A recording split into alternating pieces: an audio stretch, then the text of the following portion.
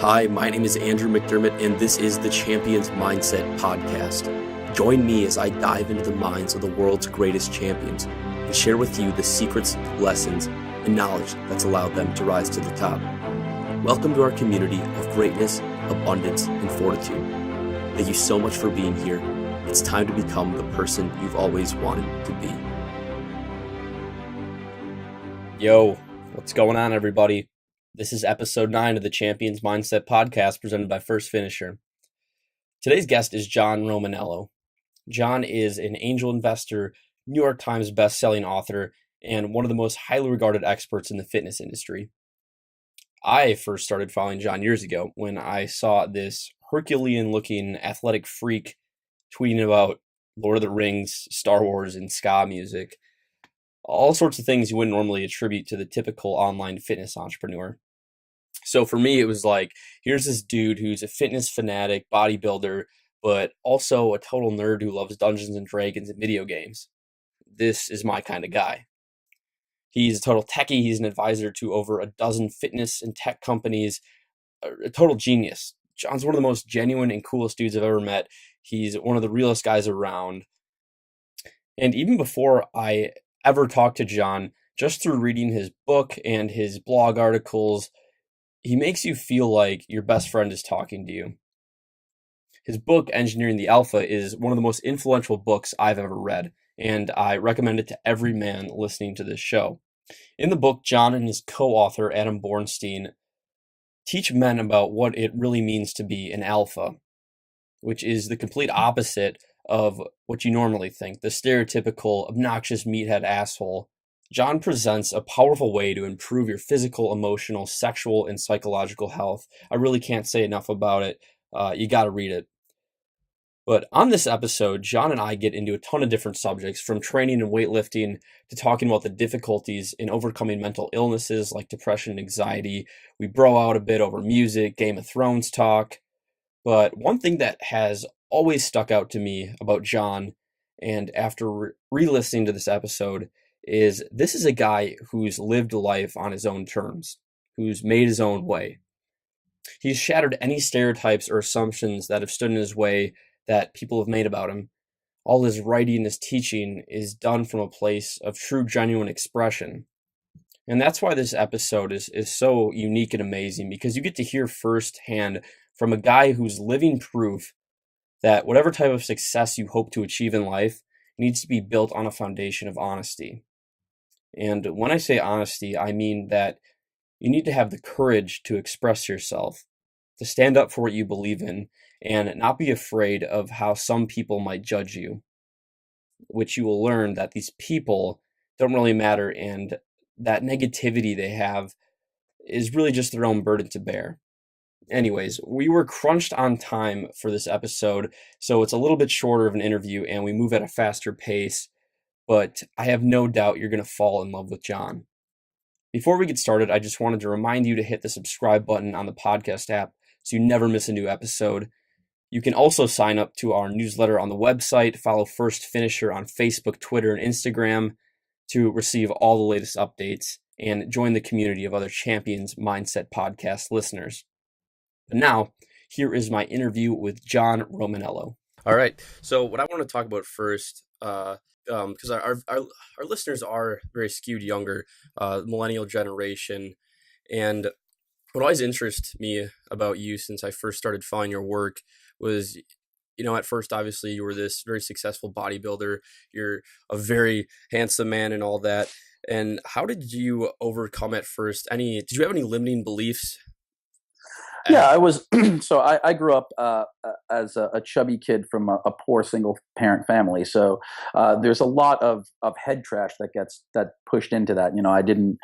I was not really an athlete growing up. I was the type of kid who played Dungeons and Dragons and Magic the Gathering and all of that stuff. And I started playing sports later on, mostly because my guidance counselor and college advisor told me that it would look good on my college resume.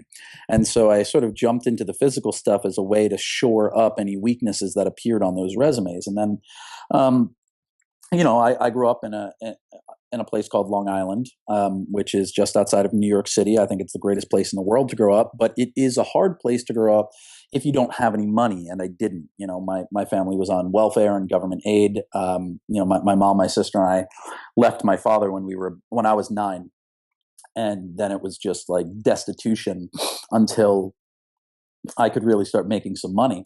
And so there's a lot of head trash that gets pushed into there, and even in my early years when I was trying to, get into Ivy League schools and whatnot, the idea that I could get in was something that I always believed in, but the idea that I'd ever be able to pay for it was a limiting belief. And I always had all these limiting beliefs around money and my physicality. And it wasn't until I found the right mentors that I was able to overcome those. Yeah. And I think that's so important for people my age and younger listeners, because especially with social media, you just see so much about how people think they should be, or people telling people how they should be. And within your case, you're an incredibly successful entrepreneur. You're talking about playing Dungeons and Dragons, and like myself growing up, I was an athlete. I played all the sports, but honestly, I had more fun than anything playing World of Warcraft. Sure. Yeah. And that was my dirty little secret. I wouldn't tell a soul, and I was obviously, now I don't care, but it's so hard being younger and feeling like you should follow the stigma and follow the way everyone else should do it. Yeah, I mean, I think there's a lot to that. When you're a kid, you just don't want to stand out, and it's as you get older, you begin to see that standing out is really the only way to succeed. And so there's a lot of stuff there that when you already stand out because you're a little bit chubby, or when you already stand out because you don't wear the right clothes or the right shoes, or because you only have 2 pairs of jeans and you just rotate them throughout the week, and eventually people notice that shit. You don't want to stand out more for playing Dungeons and Dragons. So the way that I, sort of dealt with that was to become even more rebellious. And I got really into punk rock and I had spiky blonde hair and listened to the Sex Pistols. And honestly, like when I was in high school, I was just very, very prone to getting in fights. And it wasn't something that, it's not something that I'm now proud of, like, having punched a lot of guys in the face when someone talks shit to me, but it was the way that I dealt with stuff. And I obviously advise that, the earlier you find a mentor and the earlier you can surround yourself with people who are going to make you feel okay as you are, the less you have to, sort of defend yourself from people who don't, because those people begin to matter less and less. Yeah, exactly. And what you said, finding a mentor is so important. And for me, it takes a lot of the time in the form of books. I love reading. And that was the first exposure I had to you when I first got your book, Engineering the Alpha. So this next question is going to be more for our male listeners, but it was really one of the most influential books I read when I was at a very influential age a few years back. And there's this huge misconception about the word alpha. And that's what really stuck out to me in that book. And can you explain that to our listeners, what it really means to be an alpha? Yeah. Well, so what we were trying to do, and by we, I mean Adam Bornstein and myself, my co-author, we really wanted to reclaim that word. The problem with alpha is that it is typically thought of as the alpha male of a group. And that is a very limiting belief, because you really only get to improve by being better than other people, right? It's a measure of comparative analysis and not just like absolute analysis. And so what we wanted to do is reclaim the word alpha, and rather than trying to be better than other people, we really wanted it to be about being better than the previous version of yourself, being the highest expression or highest form of who you are, or who you have it in you to be. And so that book, I think, is the first step for many people to getting on that path. It's like, it's ultimately futile to try to have, a bigger bench press than everyone in your gym, because down the road there's another gym with bigger, stronger people who are all benching twice as much as you. But if you instead attack the workout with like, I'm going to add weight to the bar, and I'm just going to be stronger today than I was yesterday. I'm going to be stronger in January than I was in December, and I'm going to be stronger in 2017 than I was in 2016. You can make progress without being without feeling the need to compare yourself to other people. And when you start comparing yourself to other people, it's a fundamentally bankrupt idea, because ultimately, with the exception of the literal strongest man in the world, there's always going to be someone stronger or someone taller or faster or better looking. Usain Bolt is on top now, but eventually that guy will lose a step, age will catch up, and then, some other young genetic freak will show us all that Usain wasn't all that.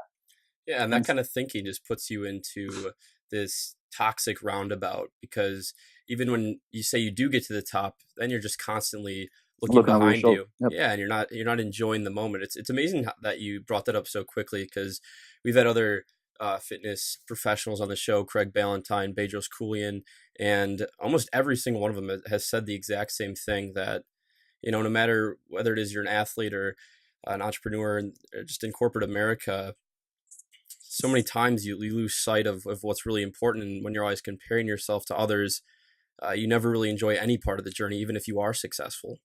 Right. And there's a lot to be said for competition and how it does push you to get better. And I think that, friendly and healthy competition is amazing. But yeah, you do have to really just, accept that what you're doing has to be okay for you, because it's okay for you, and not because you're trying to outperform someone else. Yeah, exactly.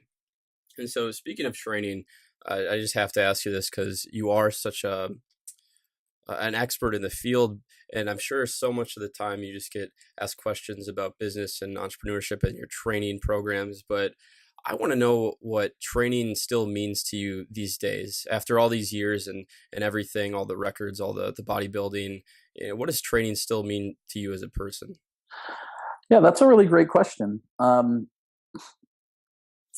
I got into this entire thing, I started training for sports, and I really enjoyed it, and I found that I had a natural affinity to it. So it was a way for me to build self-esteem and to challenge myself. And by the time I graduated high school, I had a 450-pound squat. I was benching just over 300 pounds. And I had I think actually my deadlift was pretty light back then. I was only 420. And then over time, I prioritized the deadlift, and I was able to pull 660 for triple and all these things. And for a long time, it was one of the defining characteristics of my worldview. It was like being a bodybuilder wasn't something I did; it was who I was. It was what I was. And I fell into this group of other fitness guys who all became successful fitness entrepreneurs, like Eric Cressy and Joel Marion and Ben Bruno and Tony Gentlecore, and all these guys who got started writing for T Nation back in the back. And it was what we talked about. We always thought, it was the topic of conversation. It was the way that we spent our time. And then, over time, things tend to lose their luster. You get a little older, and other things become important. Maybe you incur a few injuries. At this point in my life, training it's this old friend, and I always hearken back to Henry Rollins' essay, Iron and the Soul. And in it, he says, friends come and go, but 200 pounds is always 200 pounds. And there is this absolutism there. But the interesting thing is, I've come to see as I've gotten older, 200 pounds isn't always 200 pounds. What it really means is there was a time where I could, throw 555 pounds on the bar and squat it for 5 sets of 5 reps, because I really liked the symmetry of squatting 555 for 5 by 5. And there was something about that. But now, I can't do that shit. My back hurts, my knees aren't great. And I'm not an old guy by any stretch. I'm 34, but it's amazing that I don't feel it at 34 the way I did at 24. And, there is this interesting sort of lesson to be learned there in terms of needing to come to grips with, not, I don't want to say degradation, but, you can't be on top forever. You can't peak forever. You can't be good at everything forever. And, your sharpest, when I was a kid, when I was a very young kid, the single biggest thing I had going for me was my mind. I was this young genius, and I was ahead of everyone in my classes, and they always tried to skip me grades. And I never thought of myself as a physical being. And then in my 20s, that changed. And even though I was still very smart and still doing things, that encouraged me to build my intellect and to use my intellect, I was very much a physical being. I was competing in bodybuilding, I was modeling, and it was so interesting that when people met me, they saw the body first, and they would come to be surprised by the conversationalist behind it. And now, things are sort of shifting back, and everything comes full circle. So to me, training is this old friend, and it's something I do every day for myself. At this point, sometimes I chase strength goals where I'm trying to get my deadlift back to 600. Other times I chase physique goals where, I'd like to be, 7% body fat for a little while. And all of these things are sometimes important temporarily. But the most important thing that I've learned over all of it is that there was a point that I didn't enjoy training because it was very much part of the job. It was a job, when I was training clients and working 70-hour weeks and then had to throw in another 6 hours of training there. It became very easy to skip workouts. And I did that for a while. And I remember there was a period, maybe 2007 to 2009 where, maybe I worked out twice a week, and they were not, a lot of them were not great workouts. And every now and again I would book a shoot and then I'd have to scramble my ass off to get back in shape. But, I'm very happy to say that now training is something that I really enjoy again. And it took a little while to get there. So it comes and goes. The main thing is that for me, there's a permanence to it. And I really enjoy that.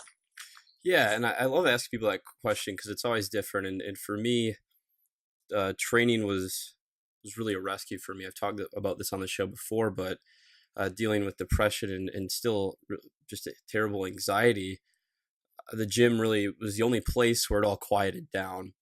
And I know you've struggled with that as well. You have one of the best articles on the internet and just in existence to read about dealing with depression and whatnot.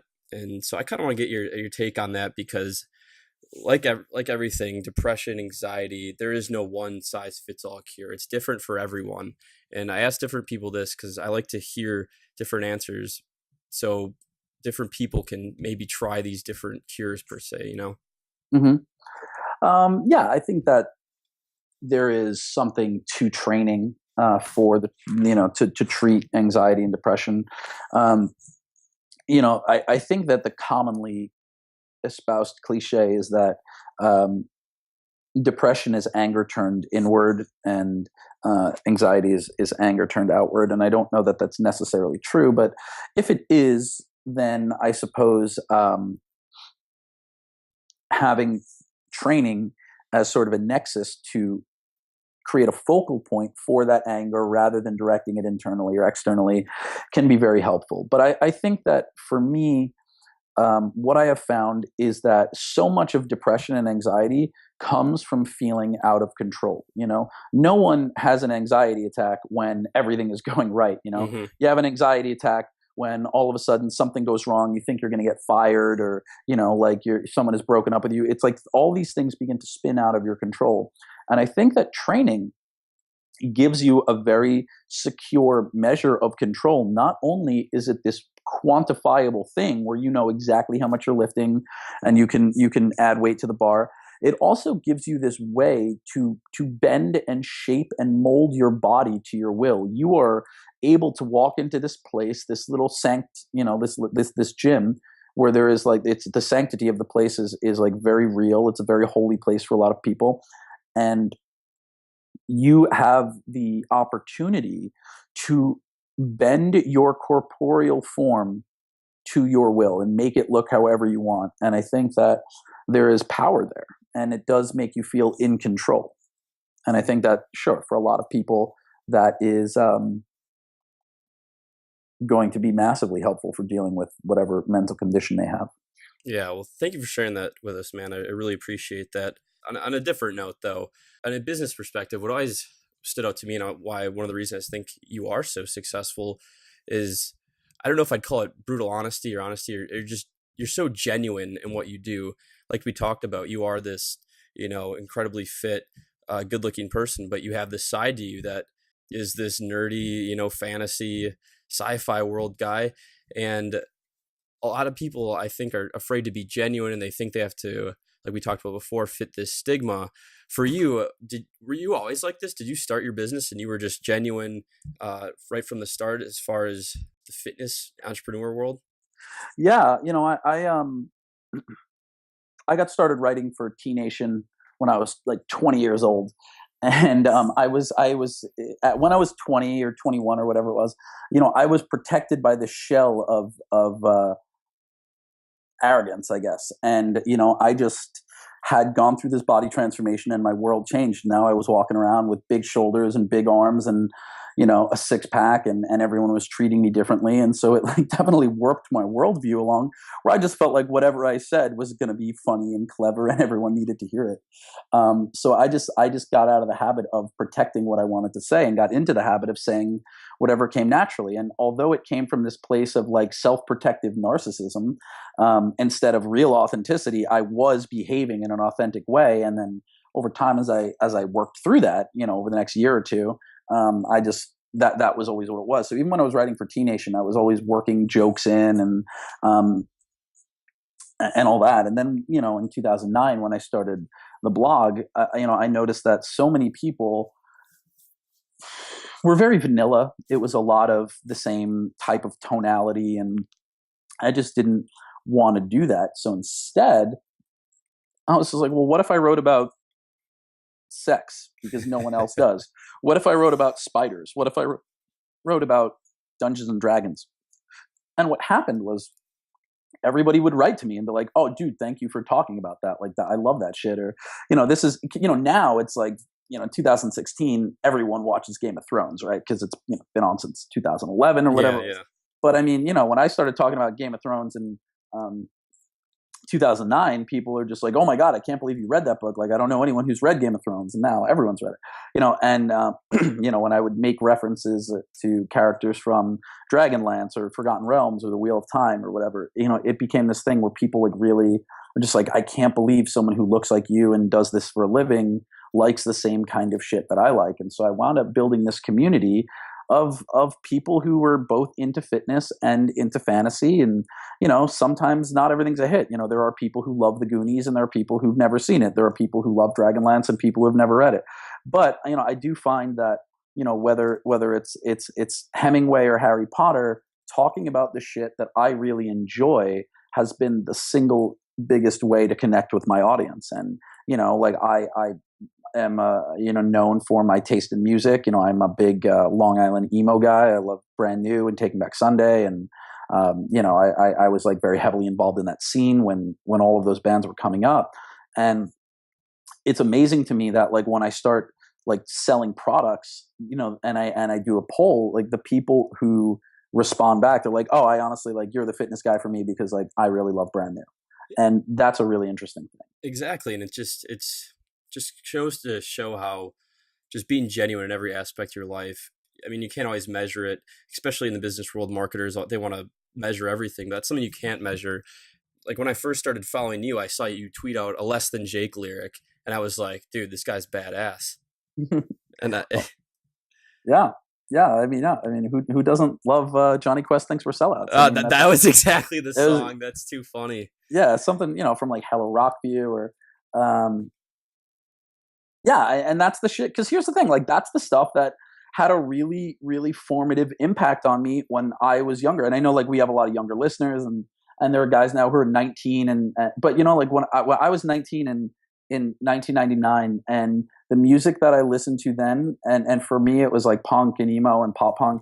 That shit like stayed with me, and I had some of the best nights of my life going to those shows or driving around Long Island listening to that music with my friends. And I listened to it in the gym. I listened to it when I was making out with whatever girl I was dating at the time. I listened to it when when that girl broke up with me and I had the heartbreak. And that was the music that I learned to play on the guitar and the bass and the kind of shit that my band would perform. And for your generation, for the guys who are 19 or 20 now, I know it's a lot of like hip hop and EDM, and that's great but what I'll say is like whatever music you're into now, just be aware that what you put in your head is going to affect the way you develop, and it's gonna be the shit that when you hear it when you're 15 years, 16 years later, when you're 34, it's still going to mean something to you. And I think that if you can connect with people over that music now, you'll be able to connect with them 15 years from now. And it might be the thing that gets people to put you on their podcast or whatever other, communicative medium we have 15 years from now. Yeah, man, absolutely. I mean, we're running low on time here. We could talk forever about music. So I want to just get into a few short rapid fire questions. And the first one is, when you hear the word champion, who is the first person who comes to mind? Rocky, I guess.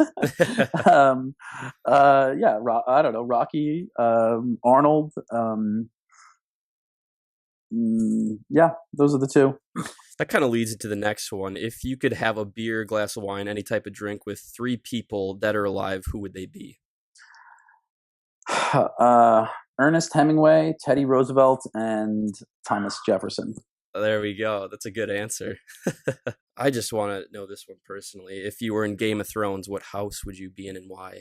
Oh, House Baratheon, and I'll tell you why. Because I am a man who is ruled by passions, and there is, I've always loved the portrayal of Robert Baratheon and how he goes against fantasy tropes, and George R. R. Martin talks about this a lot. How in the Lord of the Rings, at the end of it, the ring is destroyed and Sauron is defeated, and now Aragorn or Elisar is going to become the king of Gondor and reclaim his house, and and he talks about like there's this assumption that because Aragorn is a good man, he's going to be a good king. And that's not necessarily true, right? We don't know Aragorn's tax policy. And so Robert Baratheon was this character who was ruled by his big appetites. And he was a man who was very well suited for winning the throne, but not necessarily sitting the throne. And, and he has all of these, he puts the crown in debt and all. And I just think that there's something like really amazing there. But at the same time, you have a guy like Stannis, who is like a stern dude. And then you have Renly, who is, he's gay and he's very well educated and he's very well liked and charismatic. And so I think that all of these guys are ruled by their passions, Baratheon for his vices or Robert for his vices and Renly for his, his charisma and all these things. And there's this scene in the first book where Robert Baratheon says to Ned, he says that more than once I've thought about giving up the crown, taking ship for the free cities with my horse and my hammer. The sellsword king, how the singers would love me. Warring and whoring, Ned, that's what I was made for. And I do think that there's something like incredibly self-aware about that. And during my early 20s in particular, that's what I did. I just got in fights and like fucked random people. And I just think that I was very much ruled by my passions. And I was very much Robert Baratheon when I was younger. And I think now maybe I'm more like a mix of Renly and Stannis. But it's House Baratheon has always stuck with me. That's awesome, man. It's always cool how I've always related to you in this way and how you can relate to this, how these fantasy shows and sci-fi shows, how just deep they take you into a different world, and there's just something to say about that. And I don't even know how to describe it, but something like Stranger Things. Did you watch that? It was incredible. It was a great show, and they just take you into these different worlds. And I don't know exactly how to connect it into real life, but there's definitely it plays a role in how we think and how we innovate. Yeah, absolutely. I do think that there's a lot there in terms of. It just forces us to think more creatively and more than anything else. Awesome, man. Well, we're about to finish up the show, and there's one question that we ask every guest at the end of the show. And so, John Romaniello, what is the one thing you challenge our listeners to change or do in their lives to become a champion? The one thing that I think everyone can do is if you're not already doing it, keep a journal. And this has been something that I've been doing nearly my entire life, but I do think that there is inestimable benefit there, and not just in the immediacy, but I do think that there is value in being able to pick up a journal from 8 years ago and read through some of the horrible shit you were going through, and realize that you survived, and there's value to like seeing how you got through things and how your thought process has changed. And another great thing is that who knows, maybe you'll be famous and your biographer might need that. So I think journaling is the single biggest thing that everyone can do. Well, thank you so much for being on the show today, man. I really appreciate it. Oh, it's my pleasure, man. Thank you. I really appreciate you having me, and I'm glad we're finally able to get this together. Absolutely, man. Have a good one. You too. And that was my interview with John Romaniello. You can find all the show notes and resources discussed today, including where to find all of John's work at www.firstfinisher.com, and head over to the podcast page. Don't forget to subscribe to the Champions Mindset podcast on iTunes so you never miss a new episode. If you enjoyed the show, please head over to our podcast page and leave a 5-star review. These reviews really help us get noticed, help us spread our message, and to continue to grow the show. We can get more guests. You can also sign up to our newsletter on the website, follow First Finisher on Facebook, Twitter, and Instagram to receive all the latest updates from the show, and to join the community of other Champions Mindset podcast listeners. Thank you so much for listening. I wish you the best in your pursuit of becoming a champion.